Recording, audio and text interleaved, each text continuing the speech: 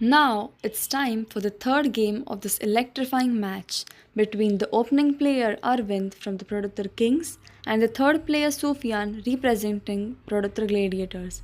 Let's see who among these young super talented players win this game and do the hat trick and title themselves as the Hat Trick League hero. Arvind is already on fire today, having claimed 2 games back to back and is chasing his hat trick victory right here, right now. Can he seal the deal? Or will Sufyan step up and be the one to break the streak? Let's move on to the court. Let's welcome Arvind, a 5-time hat trick hero who has also been crowned the best scholar awardee on the white side, just 1 game away to become the hat trick hero. Across the board from him, on the black side, let's welcome the little scholar Sufyan from Prodottar Gladiators, the last hope for today. The atmosphere here is electric, the players are focused and the clock is ticking. All eyes on the board now as the third game of the match begins. And Sufyan hits the clock, game 3 begins, let's go. Arvind pushes his pawn to e4, Sufyan replies with knight to f6, Arvind strikes forward the pawn to e5. What a bold start from the newcomer. Sufyan lifts the knight and moves it to the original position at g8. Arvind moves bishop to c4. It was an interesting safe play from Sufyan in the previous move. And now he counters with pawn to d6. He is strengthening the center with a solid play. Whoa!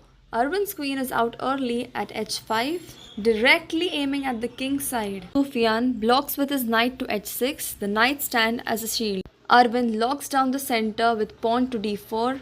Sufyan responds with the pawn to g6. The white queen swings back to f3, maintaining the laser focus on f7. Sufyan develops the giraffe to e6, blocking the diagonal. Already some sparks flying here in game 3. Arvind repositions the queen to e2. Let's see what this little newcomer has to do. And Sufyan strikes back with f6, trying to break open the center. Risky move, but brave. Arvind develops another giraffe to f3. Arvind clearly loves to pressure early. And Sufyan captures the pawn at e5, breaking tension. Arvind recaptures the pawn at e5. Sufyan can be seen thinking hard. He knows one wrong step can hand Arvind the hat trick. He captures the pawn at e5. Arvind takes on the white giraffe at e6, smashing into black's camp. Look at the focus on their faces, like statues, but minds racing. Every square matters now. One slip and it's over.